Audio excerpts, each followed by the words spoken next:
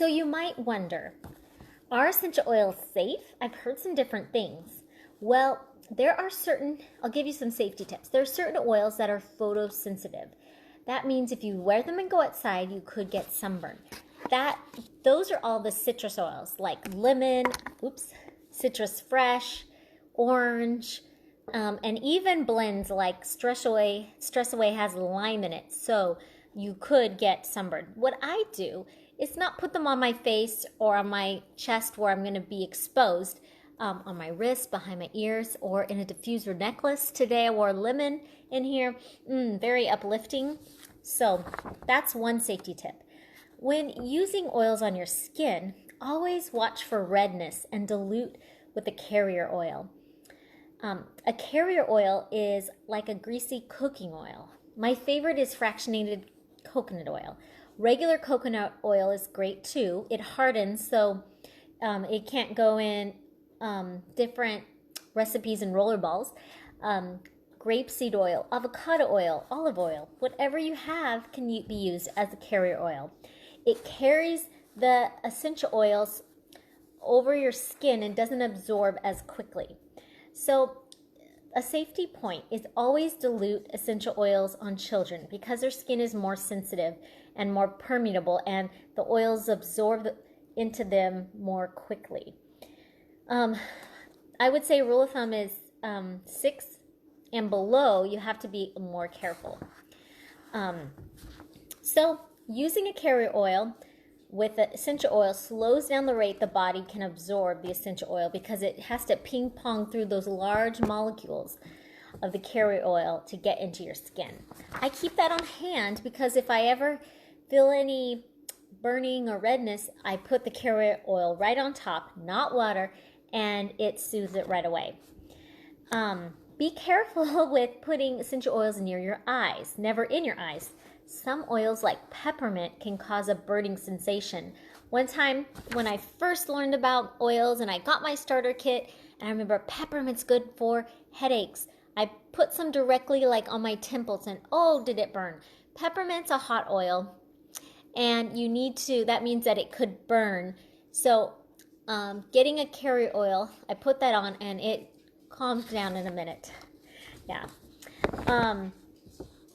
If you're placing oils though near your eye, maybe apply it on a Q-tip first instead of putting a drop right on your eye or on your hand first. What I do every night is put a drop of essential oil like frankincense, lavender, manuka, tea tree in my night moisturizer. So it's kind of like a carrier oil diluted. So, you can become desensitized to an oil if you use it day after day. So I rotate my oils every few days. So like I said, for my face, one night I'll put frankincense and then the next night lavender, and just kind of keep mixing it up. So what about the internal use of essential oils? NAHA, one of the top aromatherapy organizations in the U.S., doesn't advocate essential oils for internal use. Why is that? Well, it's most oil companies don't carry any GRAS, G-R-A-S, that stands for generally regarded as safe essential oils, safe to consume, ingest. Many argue that internal essential oil use is unsafe. And I would agree because most of the oils out there are not pure because you don't know what is in them, right? So you need to make sure you're checking the labels first. You need to make sure that if you use oils from another company, well, there is no guarantee. But Young Living's essential oils are one of the only companies that are approved by the FDA for internal use, just like a food additive. And you've really been consuming essential oils internally for most of your life. You probably didn't know it. For instance, when you chew gum or put oregano in your pasta. NAHA also bases a lot of their decisions on the British model, which advocates for topical use only. And many of the British studies are flawed. For example, done in extremely high doses or in ways that oils weren't used. That's what their studies were about.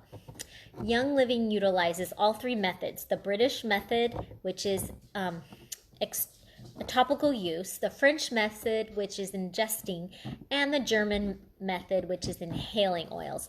The French have been safely using some of the essential oils internally for decades.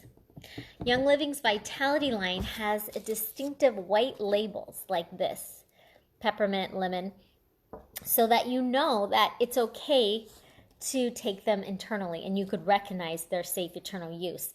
There's also directions for internal use on the white labels. There you go.